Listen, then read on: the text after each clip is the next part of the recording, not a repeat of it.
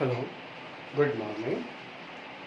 This is my 12th October STEP lecture, and today we shall discuss about the differentiation. Differentiation and integrations are the last topic of this chapter. So what is differentiation? Differentiation क्या होता है, यही चीज़ अब हम लोग आज की class के अंदर सीखेंगे।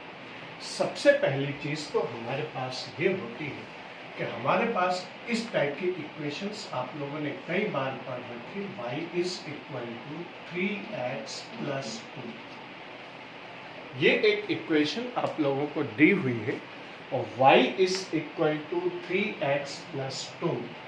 If we put x is equal to 1, then the value of y will be obtained 3 into 1 plus 2 is equal to 5.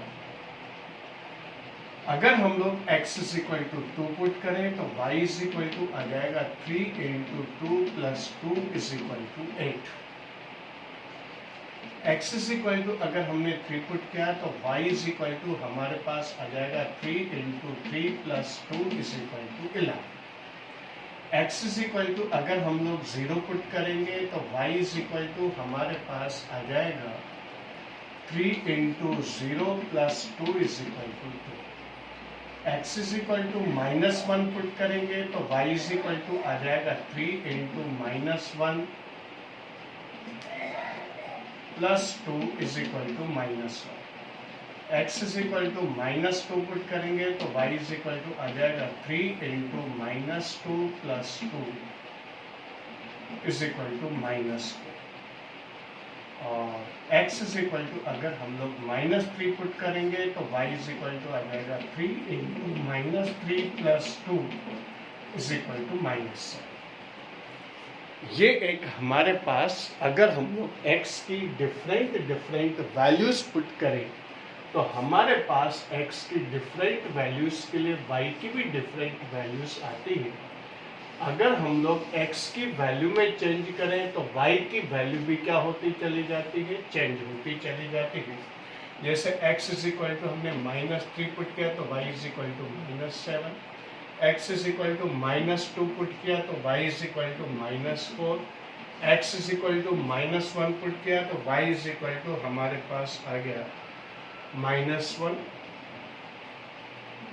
x is equal to 0 put किया तो y is equal to 2, x is equal to 1 put किया तो y is equal to 5, x is equal to 2 put किया तो y is equal to 8, और x is equal to 3 put किया तो y is equal to हमारे पास आ गया 11. यहाँ पर हमारे पास x की डिफरेंट वैल्यूज लेने पर और y की भी हमें डिफरेंट वैल्यूज मिलती है. यानी x की वैल्यू में चेंज कर रहे हैं तो y की वैल्यू में भी चेंज आ रहा है. x की वैल्यू हमने -1 से या 0 से 1 की तो y की वैल्यू 2 से 5 होती है.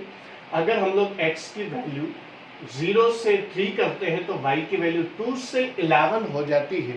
मतलब ये हुआ कि x डिफरेंट वैल्यूज ऑब्टेन कर रहा है और x की वैल्यूज वेरी कर रही है, और उसके हिसाब से हमें y की डिफरेंट वैल्यूज क्या हो रही है, ऑब्टेन हो रही है.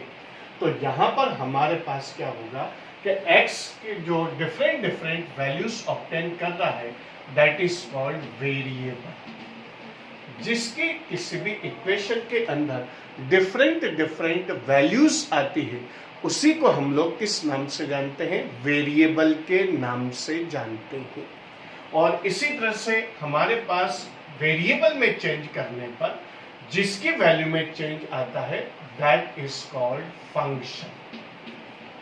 ये टर्म क्या कहलाती है, फंक्शन कहलाती है. तो यहाँ पर हमारे पास किसी भी इस टाइप की इक्वेशन के अंदर जो डिफरेंट वैल्यूज ऑब्टेन करता है, जैसे x की डिफरेंट वैल्यूज है तो x कहलाएगा वेरिएबल, और x की वैल्यू में चेंज करने पर y की वैल्यू में चेंज आता है तो y कहलाता है फंक्शन. और एक टर्म इसके अंदर ये तो हो गया वेरिएबल, ये हो गया फंक्शन, और एक टर्म आपके पास 2 है.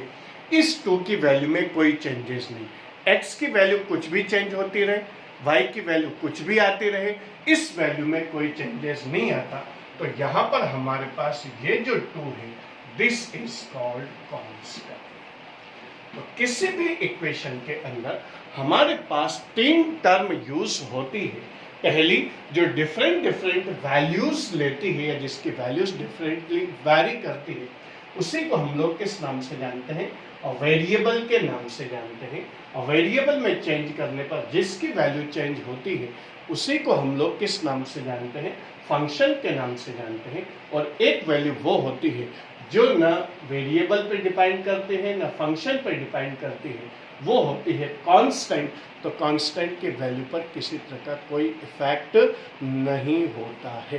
तो ये चीज आपके पास इसके अंदर x वेरिएबल, y फंक्शन और 2 आपके पास क्या होगा? कांस्टेंट होगा। तो इस टाइप की इक्वेशन के अंदर ये 3 टर्म्स हमारे पास इसके अंदर आती है। अब एक चीज और देख पा रहे, वेरिएबल में कम चेंज तो फंक्शन में कम चेंज, वेरिएबल में ज्यादा चेंज तो फंक्शन के अंदर क्या आ रहा है? ज्यादा चेंज आ रहा है। जैसे -3 पर -7 आ रहा है, लेकिन अगर हमने ज्यादा चेंज करके 3 कर दिया तो आपके पास -7 से वैल्यू कितनी आएगी? 11 आएगी। -2 से -1 कर रहे हैं तो -4 से फंक्शन की वैल्यू कितनी हो रही है? -1 हो रही है। मतलब वेरिएबल में ज्यादा चेंज तो फंक्शन में ज्यादा चेंज, वेरिएबल में कम चेंज तो फंक्शन के अंदर कम चेंज। मतलब ये हुआ कि हमारे पास यहाँ पर y2 माइनस y1 ये फंक्शन में चेंज है, अपॉन x2 माइनस x1 ये किसके अंदर चेंज आया?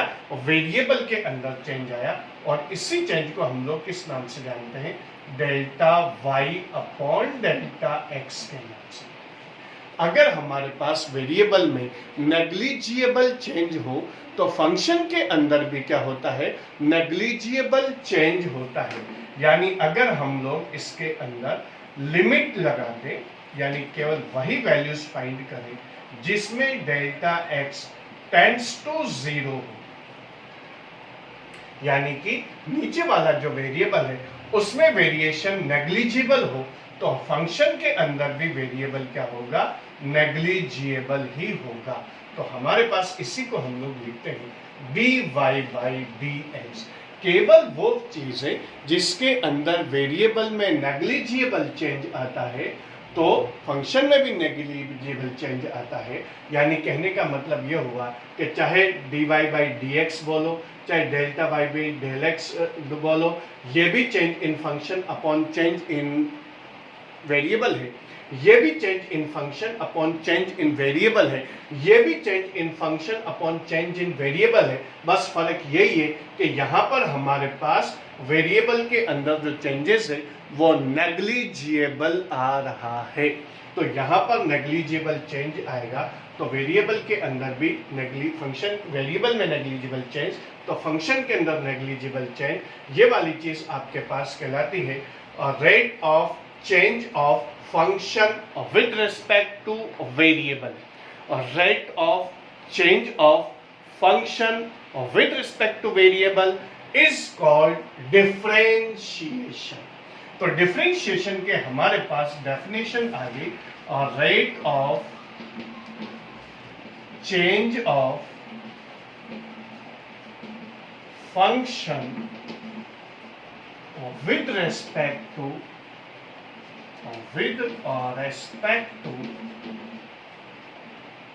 variable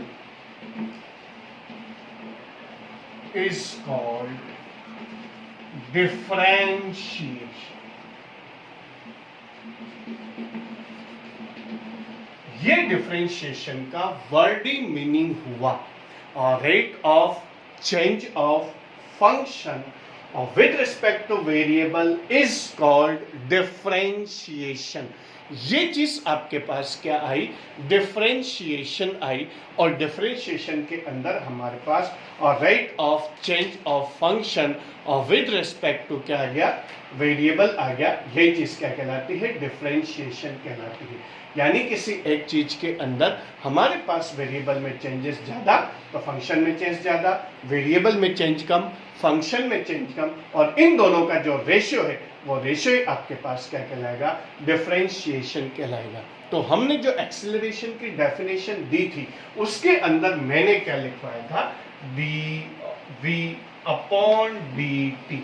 रेट ऑफ ये क्या था हमने, इंस्टेंटेनियस एक्सेलरेशन जिसमें टाइम इंटरवल नेग्लिजिबल था, तो हमने डेफिनेशन दी थी rate of change of velocity with respect to time is called acceleration.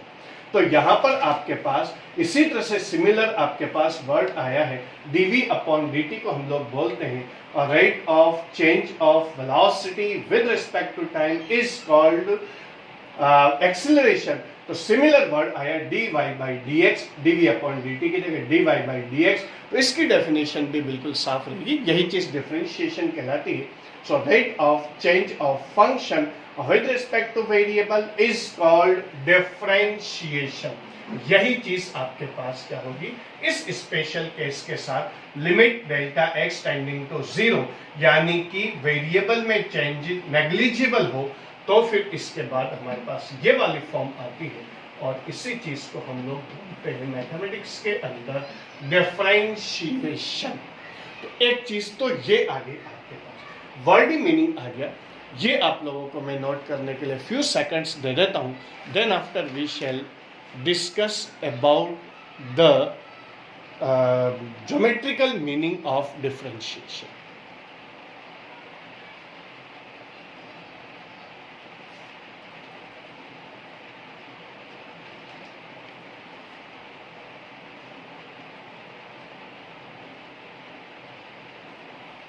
Okay, now we shall discuss about the geometrical meaning. ये आपके पास मैथमेटिकल मीनिंग था और इस मैथमेटिकल मीनिंग के अंदर हम लोगों ने डिस्कस किया इसका mathematical meaning, rate of change of function with respect to variable is called differentiation. अगर हम लोग इसी तरह से y is equal to 3x plus 5 वाली चीज को अगर हम लोग ड्रॉ करेंगे तो हमारे पास स्ट्रेट लाइन आएगी, और वो स्ट्रेट लाइन आपके पास कौन सी होगी, कोई से भी हो सकती है, यहां से भी हो सकती है और यहां भी हो सकती है। तो हमारे पास क्या होगा, मान लो ये एक स्ट्रेट लाइन आपके पास आती है, कर्व लाइन भी आ सकती है, क्योंकि जरूरी नहीं है कि हमारे पास वेरिएबल की सिंगल पावर ही हो, वेरिएबल की डबल पावर भी हो सकती है, स्क्वायर भी आ सकता है, क्यूब भी आ सकता है और भी हाई पावर आ सकती है। तो आपके पास यहाँ पर इस केस में तो स्ट्रेट लाइन आएगी, लेकिन इसके अंदर कर्व्ड लाइन भी आ सकती है।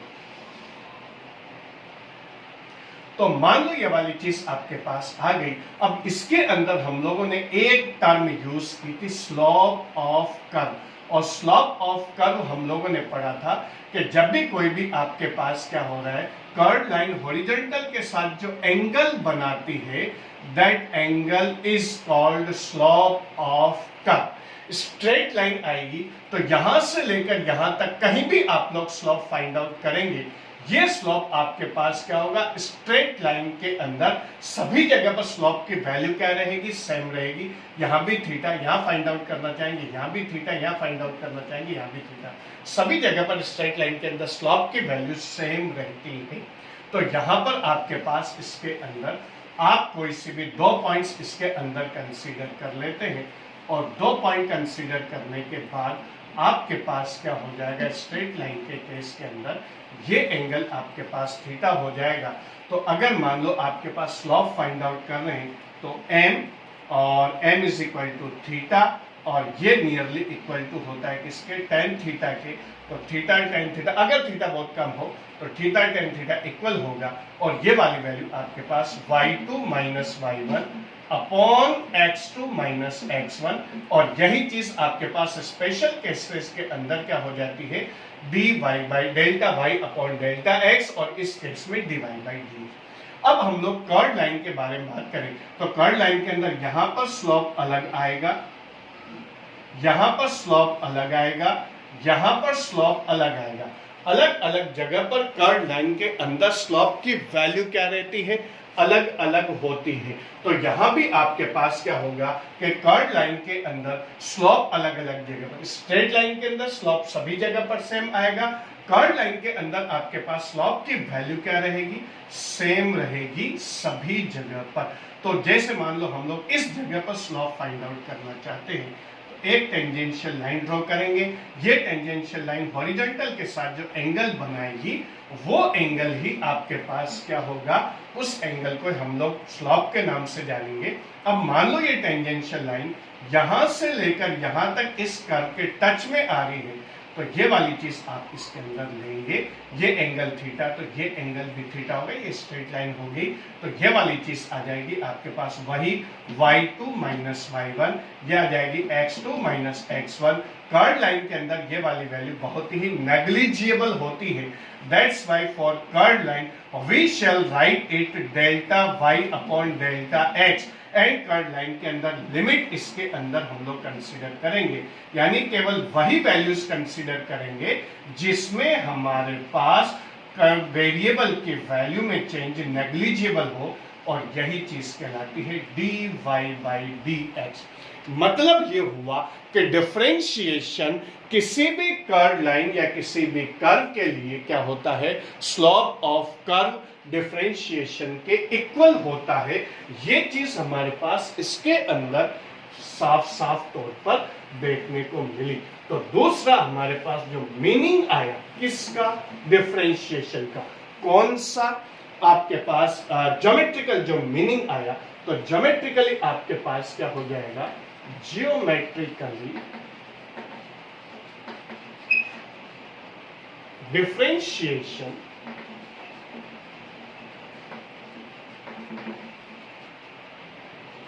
is the slope of a curve।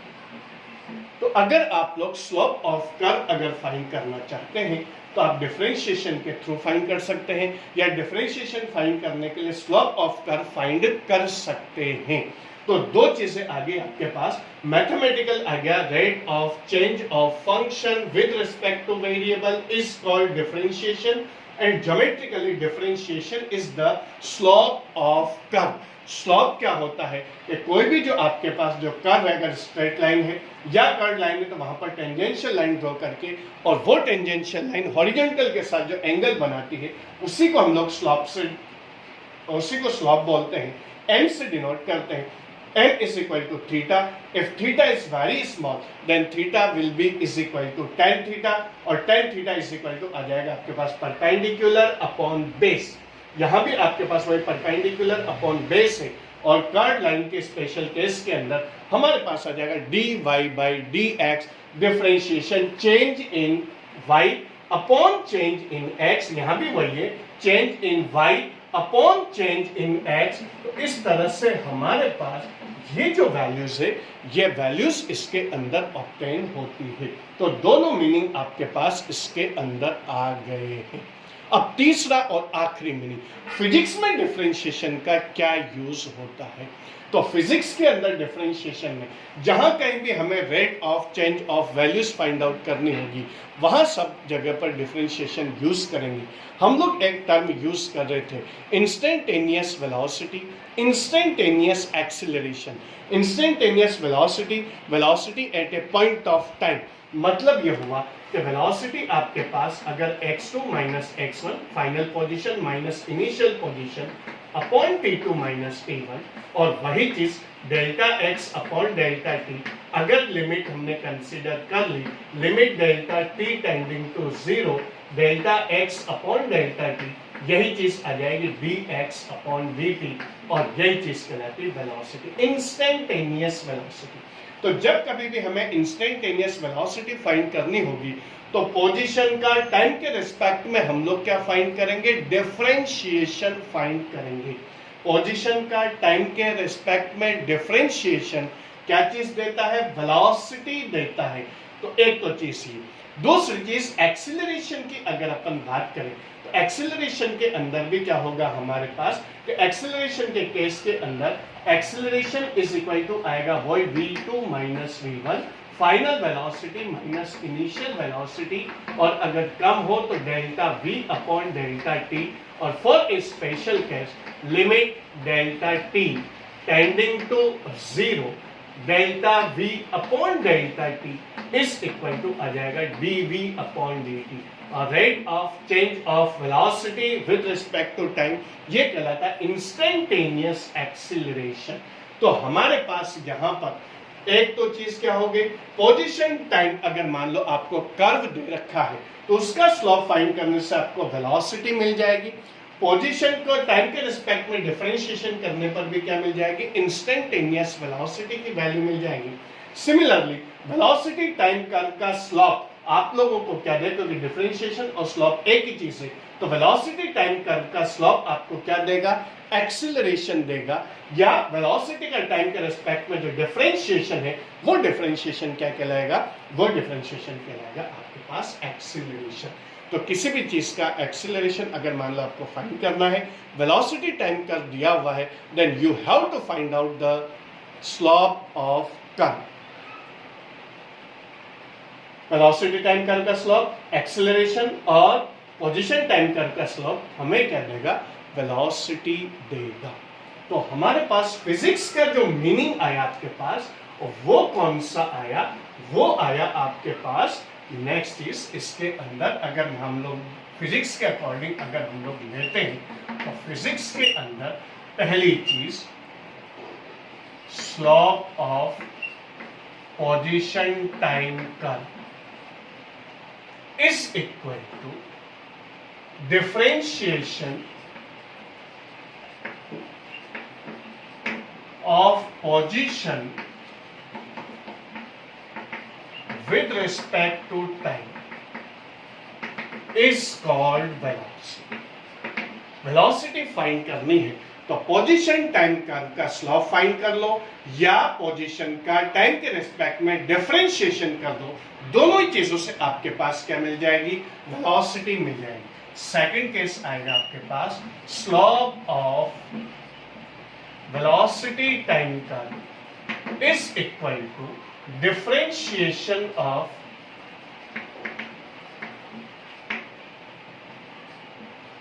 Velocity with respect to time is called acceleration. ये आपके पास क्या आएगा, एक्सीलरेशन आएगा। तो ये चीजें आपके पास इसके अंदर, तो तीनों मीनिंग हम लोगों ने डिस्कस किए। पहला मीनिंग कौन सा था, मैथमेटिकल मीनिंग, और rate of change of function with respect to variable is called differentiation. दूसरा meaning geometrically differentiation is the slope of a curve, और फिजिक्स के अंदर slope of position time curve is equal to differentiation of position with respect to time. It both these values gives us velocity, and slope of velocity time curve और differentiation of velocity with respect to time, यहां से result निकाला हमने, is equal to हमारे पास क्या आएगा, acceleration। तो instantaneous velocity और instantaneous acceleration फाइंड करने के लिए हम लोग क्या करते हैं, slope of curve और differentiation फाइंड करते हैं। अब इसके अंदर मैं आप लोगों को कुछ फॉर्मूले लिखवा देता हूं डिफरेंशिएशन के, तो उसके रूल्स डिस्कस कर लेते हैं। Then after we will be able to differentiate anything.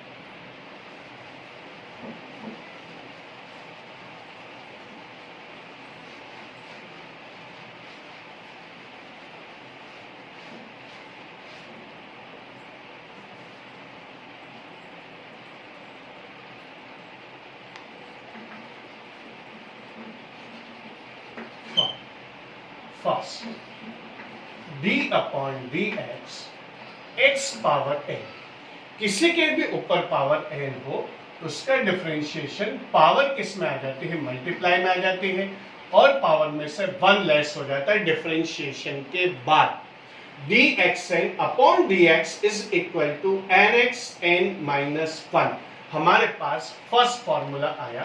अगर मैं इसके थोड़ा सा एक्सप्लेन करूं, जैसे d अपॉन dx x क्यूब आ रहा है आपके पास, तो डिफरेंशिएशन में ये 3 तो किस में आ जाएगा, मल्टीप्लाई में, और x की पावर में से 1 लेस हो जाएगा, 3 माइनस 1 यानी 3x स्क्वायर, ये डिफरेंशिएशन आएगा। अगर माइनस में पावर दे रखी है तो d अपॉन dx x की पावर -4 अगर दे रखी है तो -4 मल्टीप्लाई में आएगा, और x की power -4 minus 1 is equal to -4 x की पावर -5। इस तरह से हमारे पास पॉजिटिव पावर हो या नेगेटिव पावर हो, पावर मल्टीप्लाई में आ जाती है, और हमारे पास जो वैल्यू है उस पावर में से 1 लेस हो जाता है, तो हमारे पास ये डिफरेंशिएशन का फर्स्ट फॉर्मूला आएगा। सेकेंड फॉर्मूला जो डिफरेंशिएशन का हमारे पास आएगा वो आएगा d/dx e की power x is equal to, अगर एक्सपोनेंशियल के अंदर वैल्यू दे रखी है तो ex का ex ही आएगा। थर्ड है आपके पास d/dx log x is equal to आ जाएगा 1/x।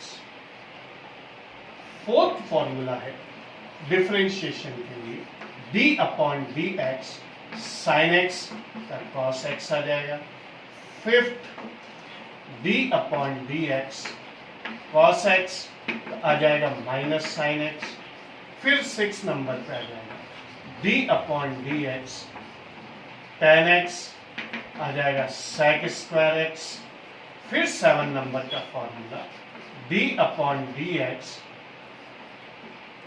cot x आ जाएगा माइनस cosec स्क्वायर x। फिर उसके बाद 8 नंबर का फॉर्मूला d/dx sec x का फॉर्मूला हो जाएगा sec x tan x। और फिर उसके बाद 9 नंबर का formula d/dx cosec x is equal to आ जाएगा माइनस cosec x। ये टोटल आपके पास सबसे इंपॉर्टेंट फॉर्मूला तो फर्स्ट नंबर का है, यही सबसे ज्यादा काम आएगा। बाकी फॉर्मूले केवल आपके नॉलेज के लिए है और बाकी फॉर्मूले यूज भी हो सकते हैं लेकिन कम यूज होते हैं। सबसे ज्यादा यही फॉर्मूला यूज होता है, कौन सा वाला, d/dx x power n is equal to nx n-1 आपके पास वैल्यू इसके अंदर गिवन होगी। अब दूसरी चीज पर हम लोग डिस्कस करेंगे, वो है रूल्स के बारे में। तो ये चीज आप लोग इसके अंदर 2 मिनट के लिए मैं कुछ सेकंड्स आप लोगों को दे देता हूं। Then after we shall discuss about the rules of differentiation.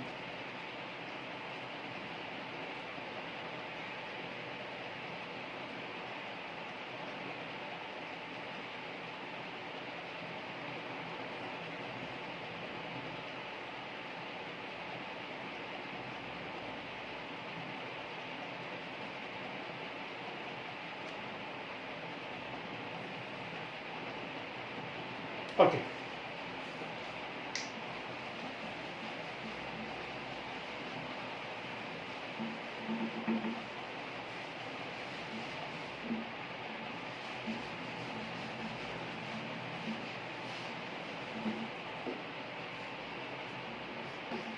Rules differentiation के फर्स्ट है d/dx c is equal to 0।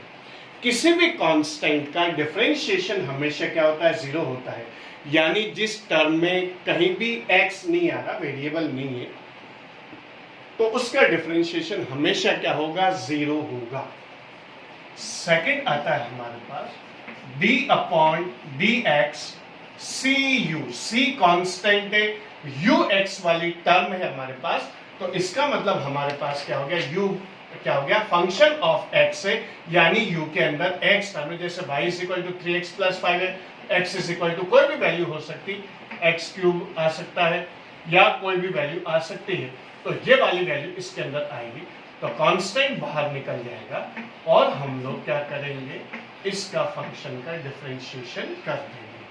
Third वाला है हमारे पास d/dx c1u plus minus c2v। u और v x के फंक्शन है, c1 c2 कांस्टेंट है और बीच में क्या आ रहा है, प्लस या माइनस कोई सी भी चीज आ सकती है, तो वैल्यू आपके पास आ जाएगी c1 du/dx, प्लस हो तो प्लस, माइनस हो तो minus, v c2 dv/dx।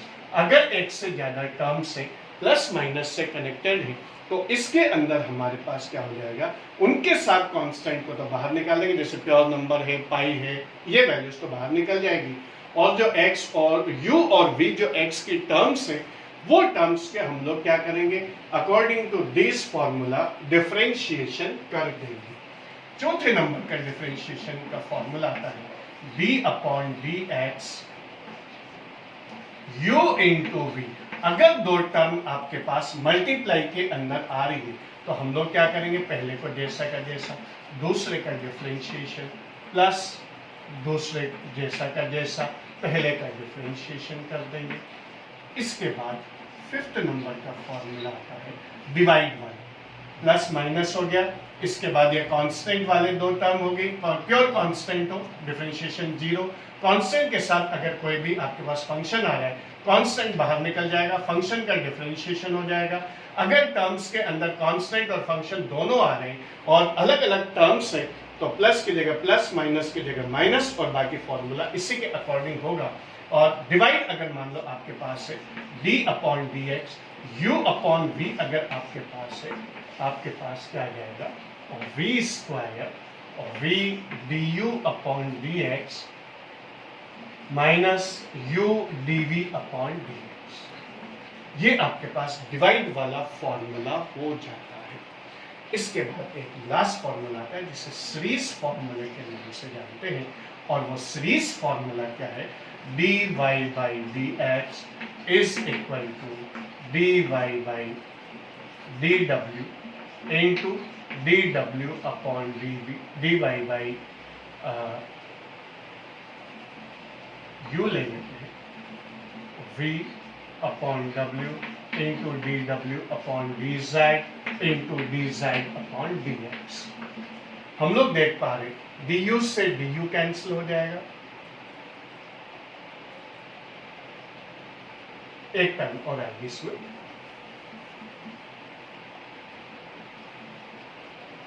du upon dv into dv upon dw into dw upon dz into dz upon dx।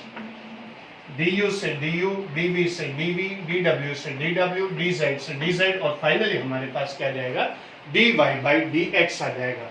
तो जिसमें हमारे पास एक से ज्यादा फंक्शंस के अंदर, जैसे मल्टीप्लिकेशन के अंदर एक से ज्यादा हमारे पास फंक्शंस आ रहे हो तो फिर हम लोग उसके अंदर वैल्यूज, यानी एक से ज्यादा अगर फॉर्मूले अप्लाई हो रहे हो तब फिर हम लोग क्या करेंगे, ये सीरीज फॉर्मूला यूज करके और वैल्यू कैलकुलेट करेंगे। This is all about differentiation.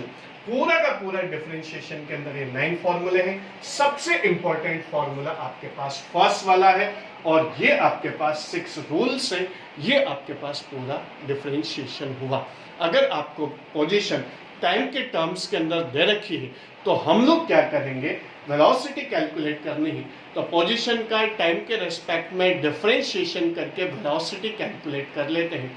और इसी तरह से अगर वेलोसिटी दे रखी है तो टाइम के रिस्पेक्ट में हम लोग क्या करेंगे, डिफरेंशिएशन करके और वेलोसिटी कैलकुलेट कर लेते हैं।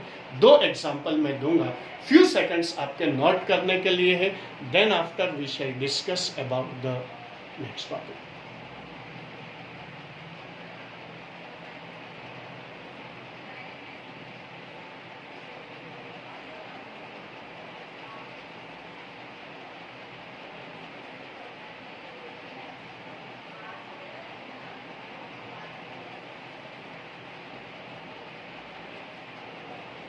ओके, अब हम लोग इसके अंदर एग्जांपल्स ले लेते हैं। और जैसे मान लो आप लोगों के पास कोई भी क्वेश्चन इस तरह का आया, if x is equal to 3t square plus 5, calculate the velocity or speed of the particle at t is equal to 2 seconds। एक इंस्टेंटेनियस वेलोसिटी फाइंड आउट करनी है और डिफरेंशिएशन से करनी है तो सबसे पहली चीज हमारे पास क्या आ जाएगा, x इज इक्वल टू दे दिया 3t स्क्वायर प्लस 5। हम लोग क्या करेंगे, वेलोसिटी फाइंड आउट करने के लिए पोजीशन को टाइम के रिस्पेक्ट में दे रखा है तो पोजीशन का टाइम के रिस्पेक्ट में डिफरेंशिएशन करेंगे, dx upon dt, d upon dt, x की पूरी वैल्यू यहाँ पर पुट कर देंगे 3t² प्लस 5। फिर उसके बाद इसमें ये t² आपके पास फंक्शन है, c3 कांस्टेंट है, इसके अकॉर्डिंग होगा 3 बाहर निकल जाएगा, du/dx आ जाएगा 3d/dt t² plus d/dt, plus की जगह प्लस, माइनस होता तो माइनस, और ये कांस्टेंट 5। 3 तो ये आ गया। t² का डिफरेंशिएशन इस फॉर्मूले के अकॉर्डिंग पावर किस में आ जाएगी, मल्टीप्लाई में, और पावर में से 1 लेस हो जाएगी 2 - 1, प्लस कांस्टेंट का डिफरेंशिएशन कितना हो जाएगा 0, तो हमारे पास कितना आ जाएगा 6, और t की पावर 1 का मतलब वही t आ गया। तो हमारे पास यहाँ पर वेलोसिटी की वैल्यू आई 6t। अब t इज इक्वल टू हम लोग क्या पुट करेंगे, 2 सेकंड्स पुट करेंगे, तो 2 सेकंड पुट करते वेलोसिटी आ जाएगी 6 × 2 = 12 मीटर पर सेकंड। अगर पोजीशन हमारे पास मीटर्स के अंदर दे रखी है, तो हमारे पास वेलोसिटी आ जाएगी 12 मीटर पर सेकंड। इस तरह से हम लोग न्यूमेरिकल्स वगैरह, इंस्टेंटेनियस वेलोसिटी वगैरह फाइंड आउट कर सकते हैं। ये आपके पास डिफरेंशिएशन के अंदर अगर पोजीशन टाइम के रिस्पेक्ट में दे रखी है, तो हम लोग क्या कर सकते हैं, वेलोसिटी फाइंड आउट कर सकते हैं। फ्यू सेकंड्स दे देता हूं मैं इसके लिए, and then after we shall discuss about the next question, जिसके अंदर वेलोसिटी टाइम के रिस्पेक्ट में दे रखी होगी, and we shall calculate about the acceleration of the particle, instantaneous acceleration at a point of time like 2 seconds, 3 seconds, 0 second, 1 second.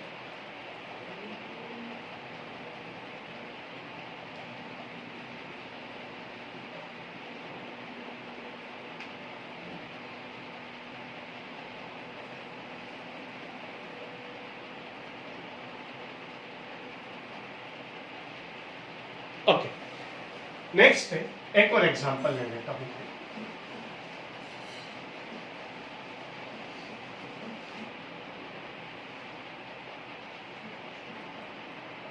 If V is equal to